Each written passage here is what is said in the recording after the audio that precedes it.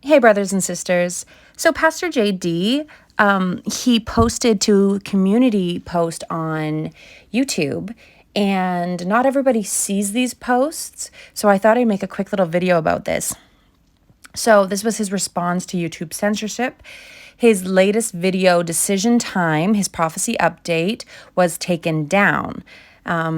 Yeah, so that's really sad, but he has a link and he has a website that we can all go to. So if censorship ever gets really bad, we can all go and fellowship on Pastor JD's website, and his sermons will be there, and that will be such a light in such a dark and crazy time.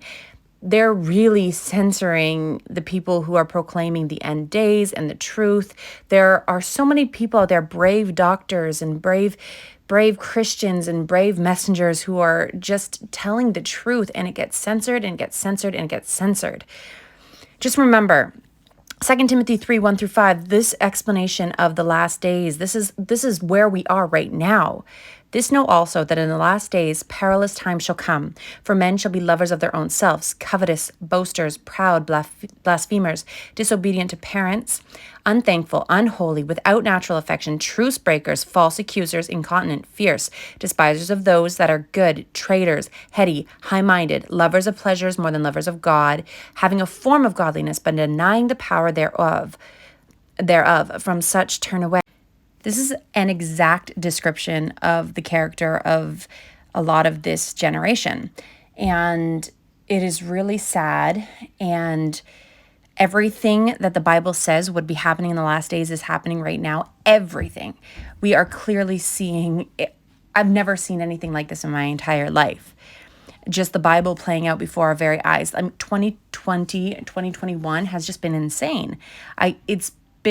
I remember 2015, I was thinking that it could be the end back then. I remember a lot of people talking about it in 2017, 2019, but I haven't seen anything like 2020 and 2021. This is incredible times. We're seeing discord with elections, not just in America, in Uganda, even in Israel. They have two prime ministers. I don't quite understand the politics of it all, but it's just, everything just seems so up in the air. Everything seems so strange. Now learn a parable of the fig tree. When her branch is yet tender and putteth forth leaves, ye know that summer is near. So ye in like manner, when ye see these things come to pass, know that it is nigh, even at the doors. Verily I say unto you that this generation shall not pass till all these things be done or be fulfilled. So a lot of Bible scholars believe that the fig tree generation is the generation that saw Israel become a nation. Israel became a nation in 1948. And that is just an incredible story and an incredible miracle as well. For many, many years, this prophecy was not in play because Israel was not a nation. But they became a nation again in 1948. That is very, very significant.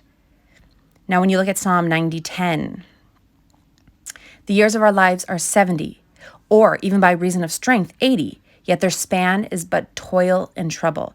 They are soon gone and we fly away. So I've heard a lot of Bible scholars and prophecy teachers and preachers saying that this can relate to Israel becoming a nation. So Israel became a nation 73 years ago. And if this is correct, a correct interpretation, then we have to be out of here by 2021 so that those last 7 years would complete the 80 years with the labor and or the trouble and toil. One more incredible sign of the times is Matthew 24:10. And then many shall be offended and shall betray one another and shall hate one another. Many false prophets shall arise and shall deceive many. And because iniquity shall abound, the love of many shall wax cold. We see this. I remember my mom saying 20 years ago, I would say, how are people going to be offended? How is that a prophecy? I don't understand that.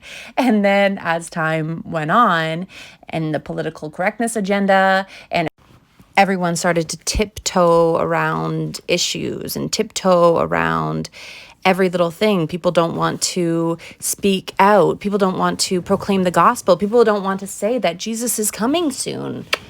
We are living in the last days, and Satan is trying to stifle us. He's trying to shut our mouths from speaking the truth that saves. I heard it said once, I'd rather offend someone into heaven than flatter someone into hell. And it's so true. And we are truly running out of time. One day we won't be here. One day we will be gone. We'll be snatched in a moment, in a twinkling of an eye. So we have to use our voices now. And all the prophecies coming to pass is a great example, a great testimony for our faith. Our faith is founded upon fact. You can see everything playing out exactly as foretold in the Bible. This too shall come to pass. The rapture too shall come to pass.